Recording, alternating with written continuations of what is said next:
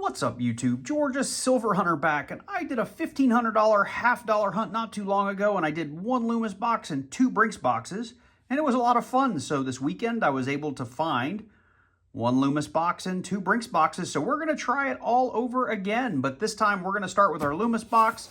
Still have that same Atlanta marker that my last box did, which means it came from the Fed. I've already opened it. The nice thing is I'm not staring at a lot of 2021s and 2022s. Looks like good circulated coinage. I have done the coin roll and didn't see any major enders, so we're going to just jump right into this box. Like I said, it's going to be a 3-box hunt, $1,500, Loomis and Brinks, so let's go.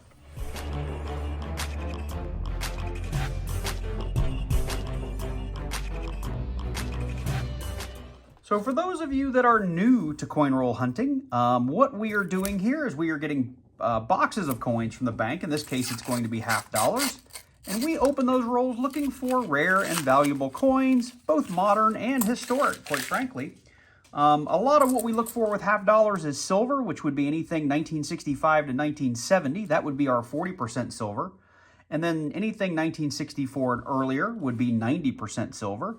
And then we also look for mint errors. We look for NIFCs, which would be your 1970, which is also silver, your 1987 and 2002 to 2020. Those are the main things we look for. But of course, in $half, you could find, Barbers. You could find Benjamin Franklin's, Walking Liberties. There's all kinds of cool stuff. There's commemoratives. Anyway, the main things we're looking for, though, they're in a document in the description of all of my coin roll hunts. I cover $half, quarters, nickels, dimes, pennies. You are welcome to download that document and use it in your own hunts. What I'm doing right now is just called edge hunting. I'm looking through for silvery edges because they're really easy to find silver. They look a little bit like this. This is a real gray edge. It's just going to be a 1971. But this is how we just sort of go through 5 to 10 rolls at a time, looking for the good silvery stuff. And if we don't find it, then I go back and look at each and every coin for those mint errors that I was talking about. So let's see here. Nothing jumping out there. Oh, wait. We got a 2003 hiding in there. Look at that. There's an NIFC. 2003 looks like a Philly. We'll go ahead and put that on the board as a find. So roll number 4, already into the NIFCs. And then roll number 5. We might have one more NIFC in here. Maybe. Nope, just a 1972.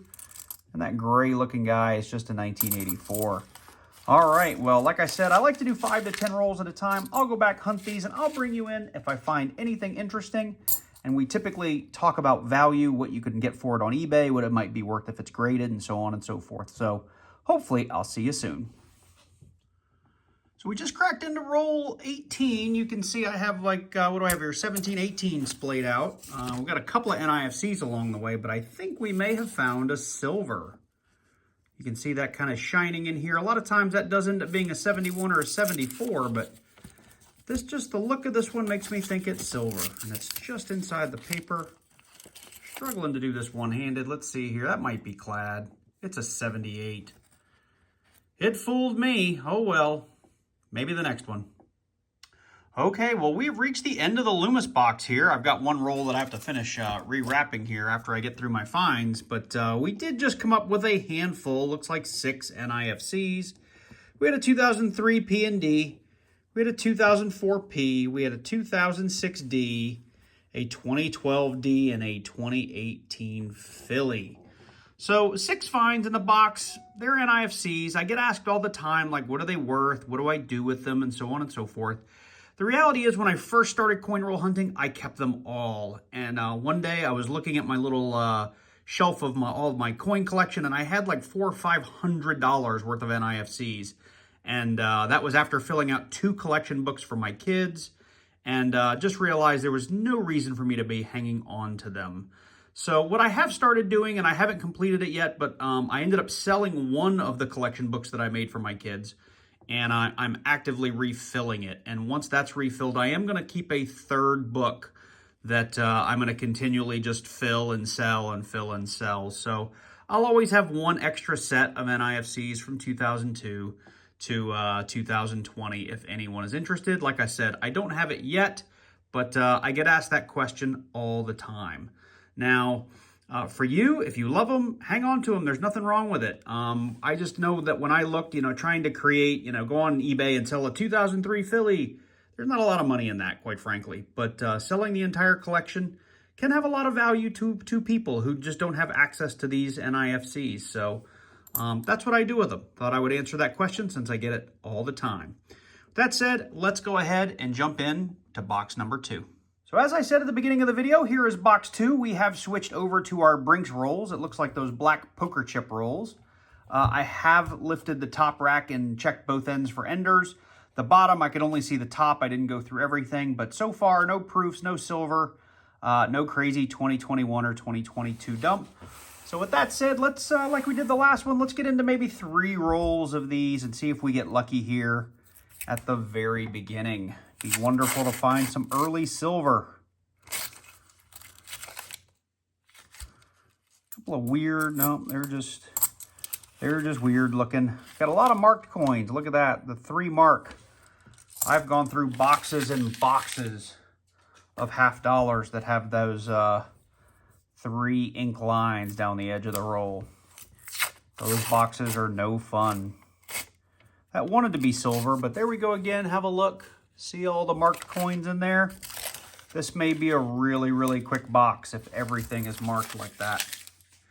That doesn't mean that there can't be silver in there, because these things do go in. They get put in big machines and cycled around with other coins, so it is possible that there is silver in here. So we won't neglect this box, but we won't be very hopeful. I know I said I would do 3 rolls, but I'm on a roll. Let's go ahead and do 5, pun intended. Check it out here. Last roll that we'll do on camera. Yeah, just lots and lots of marked coins. All right, well, hopefully I'll bring you in soon. So one roll's 39 and 40, so I got 39 here, 40's here, and I'm just a couple of coins in on 39, and I found one of these in my last $50 hunt, but I believe I have another 1971D FS101 or something really, really close to it. I wanted to bring it over here on the scope and show it to you guys real quick, and it's really subtle, probably even more subtle than the one in my last video, but right here, let me see if I can get my mouse in here. It's really subtle in the T, but we've got a little bit of doubling there. And let me actually turn this in the light a little bit. Right there. You can see we've got that double serif on the U. And a little bit of doubling right here. And then even over here on the T, you can see a little bit of the base of the T. And if I turn it a little bit more, you can even see we've got 2 feet on this R right here. So like I said, not a super strong example, but I think we have enough markers to say this is a double die obverse. I don't know if it would quite qualify as the FS101, but the other thing I wanted to show you is that there's even the telltale marking of some doubling up here on the T. You can see it right here on the right-hand side, and we've got a little bit of a double on the T right there. So what I wanted to do here was bring that 1971D $50 into Photoshop. I took an image at an angle that worked really, really well to show off the doubling, just to show you guys how much easier it is to see when you have the light on there correctly. And I've actually gone and put like an overlay on it so it'll help explain where the doubling is. So let me zoom in here. Oops, wrong button. Still the wrong button. There we go. So what I've done here is I've created a little overlay where you can see where I've taken a, we'll call it a marker, to call out where all that doubling is. So you can see right here and right here. You can see the line across the T, this S here, the doubling in the U. So I'll turn it back on. And I've done that to help show everywhere that you can see the doubling. So even in this light, I got it just right where you can see this extra leg of the R. So that made me kind of happy that I was able to do that. And then I did the same thing for the T. I got the light just right, and I just did some little markings there to show you where that doubling pops out on the T. So if you were curious before, this is how I was able to kind of get in and prove it to myself. Took a nice picture, got it into Photoshop, zoomed in on it, and just made it that much easier to see where all this doubling was taking place. So anyway, it's the only find of the box so far. And again, it's another one of those kind of grease strike looking, really, you know, to the naked eye, it actually looks like a really nice looking 1971D, both front and back. So I'm going to hang on to it. And if I'm right, this would be two 1971D FS101s, or very similar to it, and my last two $half hunts, which is pretty cool. Okay, so we're going to go ahead and jump into the third and final box of the hunt, and hopefully we don't get skunked on the silver. Let's go ahead and get into a couple of rolls here together and see if we get lucky in our first couple of rolls. So really big rim, 1982 with an FG. Let's see here. It's another 1982 with a pretty big edge on that. So no silver there. That's kind of a weird color. All right. Let's do like two more on camera, and then I'll go ahead and jump off camera and bring you guys in at the finds. Hopefully we have some finds.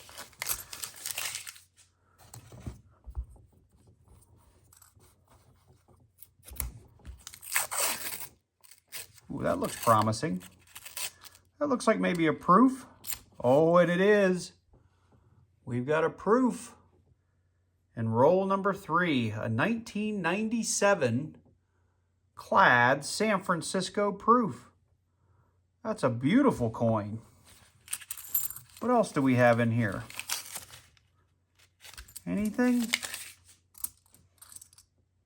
That's just a wide edge 1983 with an FG. Well, that's pretty cool. Let's go ahead and open two more now that we got a proof. Maybe we'll get lucky and have a few more here in the first couple of rolls.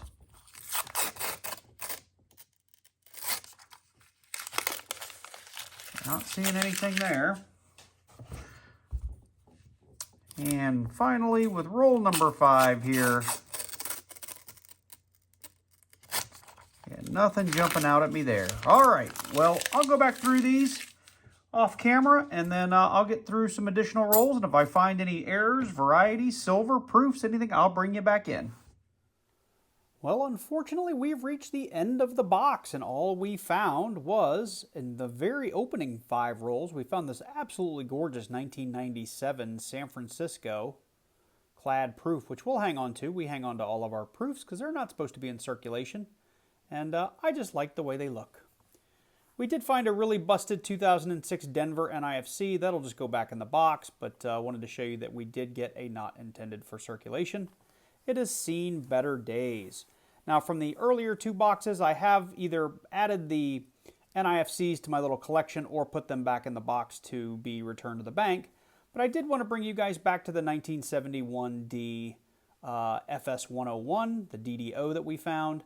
I do think this is a really nice coin, and with the luster that's on it, I have no concerns with this coin probably ending up in like an AU 55, 58, maybe even low mint state, like a 60 or a 61.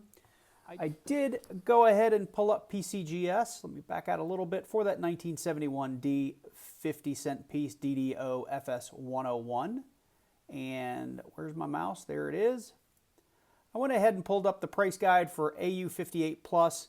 We can see if we could get to a MS61, it would be a $45 coin. Now, many people would ask me would I send that in to get graded, and the answer is no. Unfortunately, the shipping and the grading fees would eat up any profit there is potentially in this coin. So that's not something we would do. I would try to sell it raw if I were to sell it, and just try to get something in there, you know, 30, 35, 40 if I could. But it's such a nice coin, I'm probably just going to hang on to it. So coming back over here, the only things we're going to keep out of this entire hunt are these 2 coins. So out of $1,500, that's 3,000 coins. We kept 2, which is unfortunate. Anyway, it was a fun hunt. It was pretty quick because box number 2 had so many marked coins. But I hope you guys enjoyed it. I do want to take a minute, because I said I would do it once I started my memberships, give a quick shout out to my one and only current member, who I have on the screen right now, DJRR. And as we fill out more members, I'll be putting your logo or your name on that screen, and I'll do occasional shout out videos for you guys. So anyway, take a look down below this video, click on that join button to learn a little bit more about the membership levels that I've created. And while you're down there, click on that like button, leave me a comment if you're new to the channel and you like coin roll hunts. I'll be doing a bunch of silver videos here pretty soon, because I just bought a bunch of silver to buy the dip there, and with my lotto win, I've got a little bit of cash to throw at some precious metals. So probably in the next 5 or 10 days, those videos will be up once the silver comes in. But anyway, if you are new to the channel, consider clicking on that subscribe button, and then click on that bell and select all so you get notified each and every time I release a new video. With that said, you guys take care, and I look forward to seeing you in the next one.